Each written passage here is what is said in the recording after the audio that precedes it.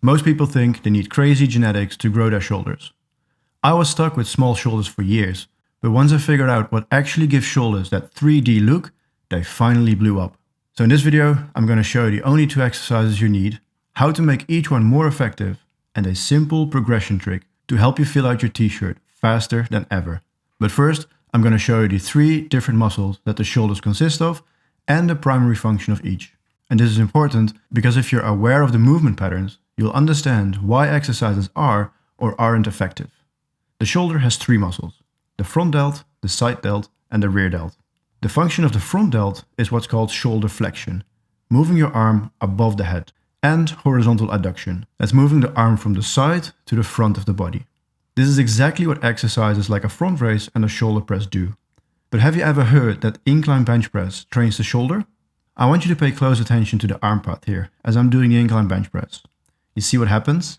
My arm moves from the side of my body to in front of the body at an angle that is just slightly above the head.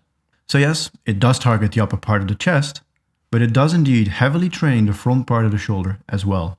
This is why the majority of people don't have to do exercises that isolate the front delt.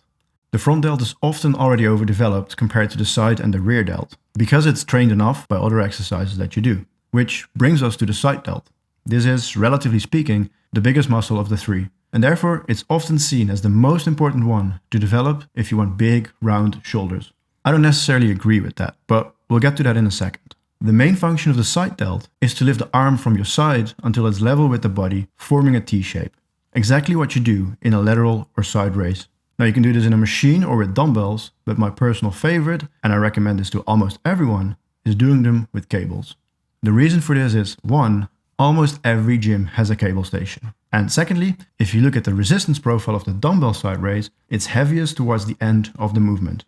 This is what we call biasing the shortened position of the muscle. And there is some evidence that this is not as effective as biasing the lengthened position, which is the bottom part of the movement. We can bias the lengthened position of the shoulder muscle by doing a side raise in a cable station. And to maximize this, set up the cable station at around hip height. Personally, I prefer to use a cuff instead of a handle for 2 reasons. 1, I simply have a better mind-muscle connection.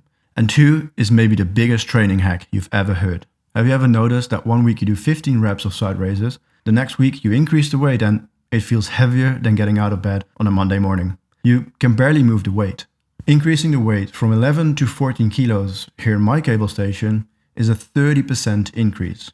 Now imagine if you benched 100 kilos in one workout and then you tried 130 kilograms in the next. The weight wouldn't move, like the jump is just too big.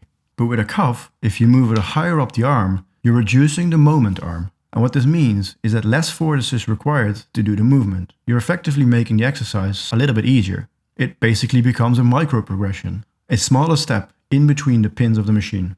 So next time you increase the weight on the side raises and it's too heavy, move the cuff to around the elbow. And as you progress doing more reps, gradually move the cuff down until it's back at the wrist again.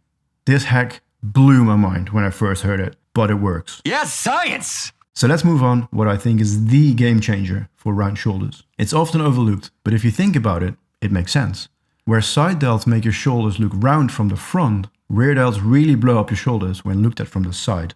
The function of the rear delt is moving the arm from in front of the body to the side of the body.